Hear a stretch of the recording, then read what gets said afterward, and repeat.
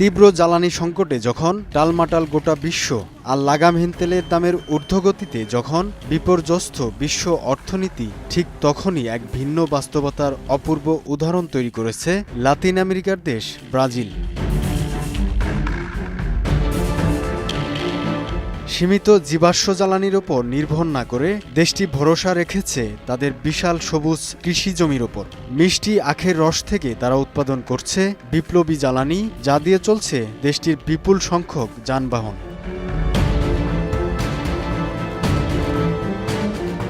ব্রাজিলের ব্যস্ত রাজপথে ব্যক্তিগত গাড়ি, যাত্রীবাহী বাস, এমনকি দ্রুতগামী মোটরসাইকেল সবই চলছে আখের রস থেকে উৎপাদিত জাদুকরী জ্বালানি দিয়ে। কিন্তু এই বিস্ময়কর জ্বালানি তৈরির নেপথ্যে রয়েছে এক নিপুণ বৈজ্ঞানিক কারিশমা।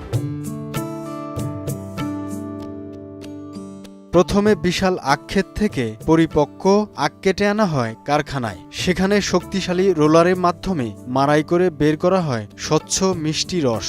অবশিষ্টাংশ হিসেবে পাওয়া শুকনো আঁশ বাগাস পুড়িয়েই মেটানো হয় কারখানার বিপুল বিদ্যুতের চাহিদা। নিষ্কাশিত রসকে নিখুঁতভাবে ফিল্টার করে তৈরি করা হয় এক ঘন চিনি দ্রবণ। এরপরই শুরু হয় সবচেয়ে রোমাঞ্চকর গাজন প্রক্রিয়া। জীবন্ত ইস্টের প্রভাবে রাসায়নিক বিক্রিয়ায় শর্করা রূপান্তরিত হয় উচ্চ দাহ্য তরল অ্যালকোহলে। এই জটিল প্রক্রিয়া শেষে পাওয়া তরলকে বিশালাকার স্টিল টাওয়ারে পাতন করা হয়। অত্যাধুনিক মলিকুলার সিপ প্রযুক্তির মাধ্যমে অবশিষ্ট জলীয় অংশটুকু দূর করে তৈরি করা হয় শতভাগ বিশুদ্ধ নির্জল ইথানল।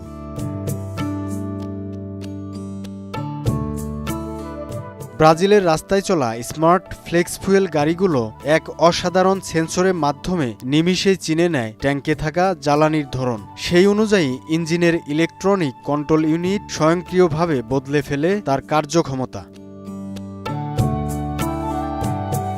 যদিও ইথানলের শক্তির ঘনত্ব প্রচলিত পেট্রোলের তুলনায় কিছুটা কম, তবুও এর বিরাট সুবিধা হল কার্বন নিঃসরণ প্রায় 90% কমিয়ে আনা। অর্থনৈতিকভাবেও এটি ব্রাজিলের জন্য অত্যন্ত লাভজনক। বর্তমানে পাম্পগুলোতে প্রতি লিটার ইথানল মিলছে মাত্র 112 টাকায়। এই স্বল্প মূল্য আর স্বনির্ভর উৎপাদন ব্যবস্থার কারণে ব্রাজিল আজ আমদানি নির্ভর জ্বালানির চরম চাপ থেকে সম্পূর্ণ মুক্ত।